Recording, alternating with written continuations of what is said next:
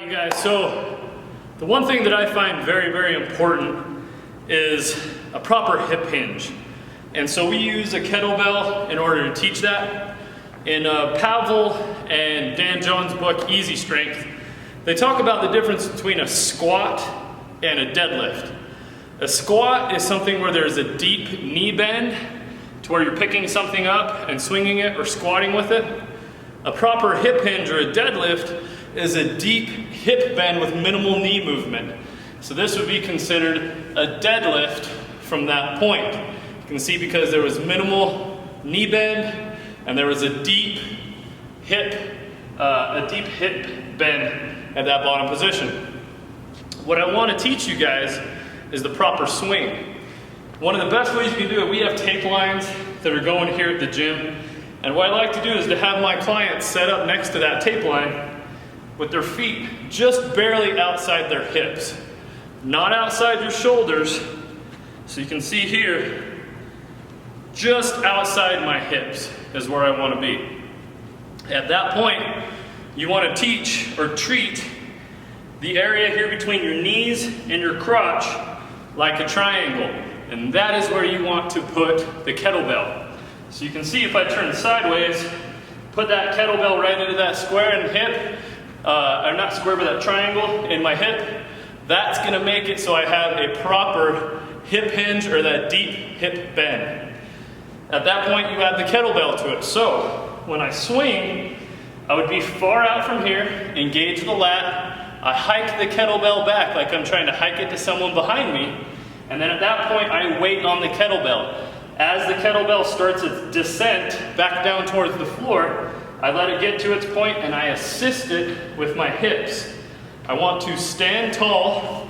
You want to imagine you're trying to pull the kneecap up inside of your thigh. So you want to pull it hard, pull it high, and squeeze your butt as hard as you can at the top. Abs are tight, breathing out.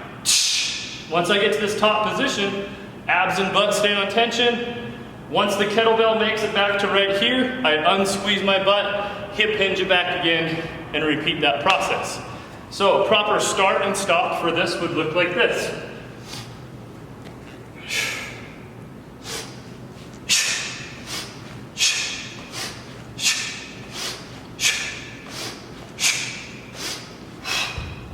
Back into a good end position, you're good to go. This is an 80-pound bell.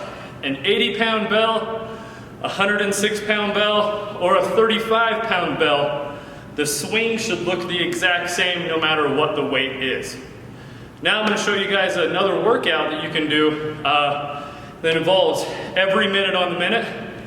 I typically go from anywhere between 10 and 20 minutes. Every odd number, so every odd 1, 3, 5, 7, 9, 11, would be 15 kettlebell swings. Every even would be 15 push-ups. Alternate between those two for 10 to 20 minutes. It's a great metabolic workout. Same time too, it gets you an amazing pump. I'll show you a round of those coming up.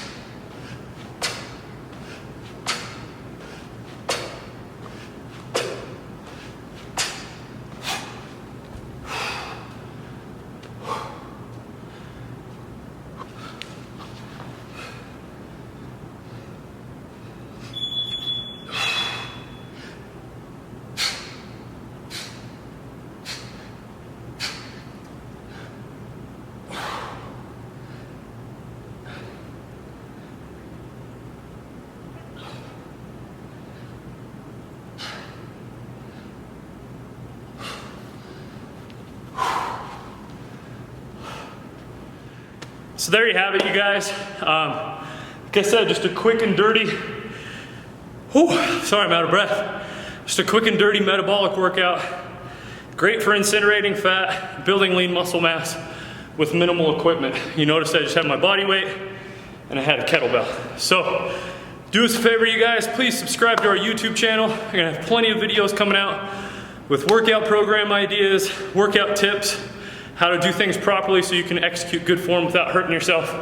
A person I really enjoy, Jeff Cavalier, says we're putting the science back in weight training, or the science back in workouts. I like to think of it the same way.